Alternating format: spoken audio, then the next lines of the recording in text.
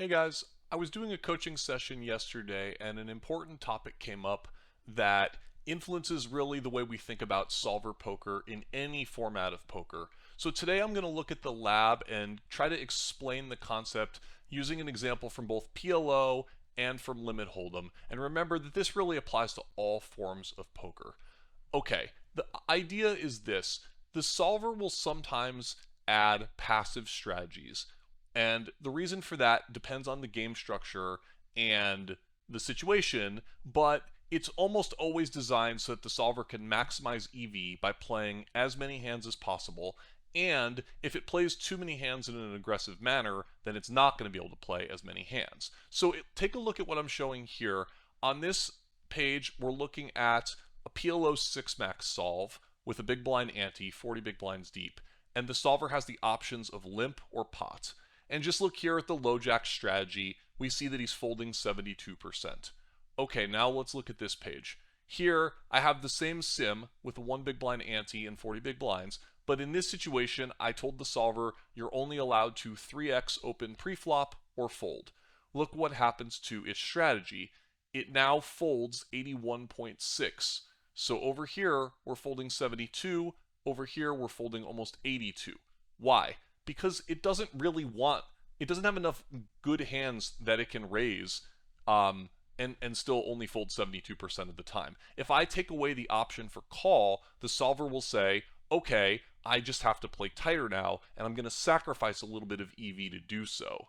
Okay, now let's move over to another example that's kind of a similar situation, but a little bit different, and I'm just going to look at Limit Hold'em from the small blind. In Limit Hold'em, we don't play cold calls or open limps, but there is one place at the table where we're going to play more passively, and that's sometimes in the small blind when we're getting a good price to continue, but we don't want to 3-bet all of our hands. So again, I've got two sims here. This is a regular 3-max Limit Hold'em sim, an old one that I had that I put up on the lab.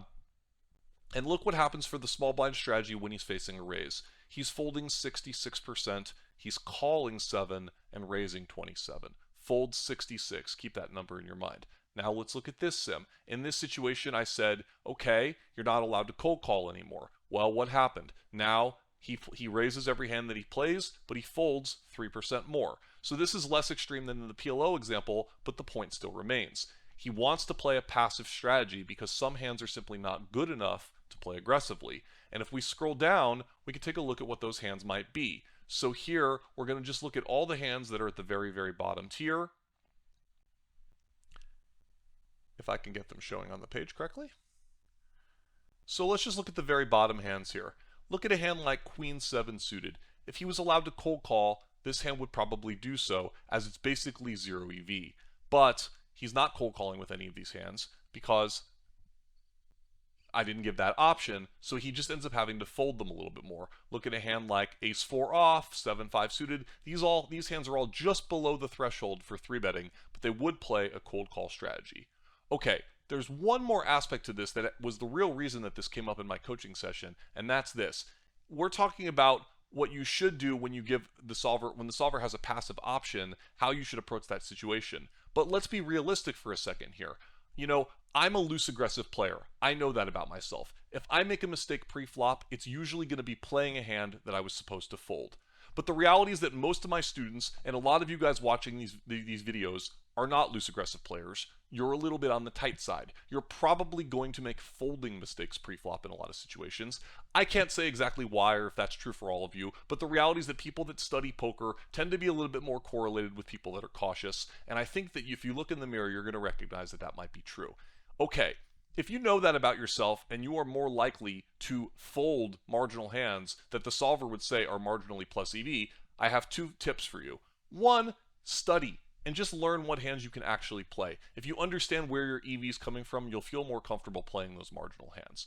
But two, if you are going to play overly conservative in spots, then you don't need to mix in these passive strategies. The reason for playing a passive strategy in certain situations in solver poker is so that you can expand your range and play more hands. Think about this PLO example. Think about this Limit Hold'em example. This comes up in all forms of poker. I can think of examples in stud games where this also makes sense perfectly well. So think about situations where you know that a solver would want to throw in passive strategies so that it can play a few more hands.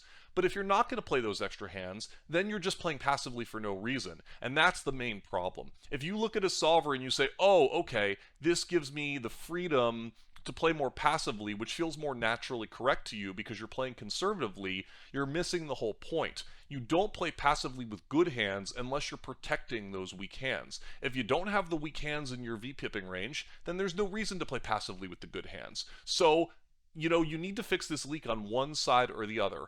Either you need to study so you know what hands you could play and you need to play the right hands and play this complicated strategy that involves some passive actions, or you need to cut those out if you're going to do that anyway and play more aggressively with the top part of your range. But don't make the problem worse by playing passively with good hands and then not having any bad hands in your range anyway. Now you're just making your opponent's life easier. You're not putting in enough money with good hands. Let me know if this makes sense. Let me know what questions you have. I think this is something you can easily see from solver outputs in some of these common games. And if you think about your own play, you might realize this is something that you struggle with and maybe something that you can finally address. So let me know, any questions you have. I'm happy to talk about this more. This is the sort of thing that I do in my coaching and my lab tools can help you to study with. So see you guys soon. Thanks.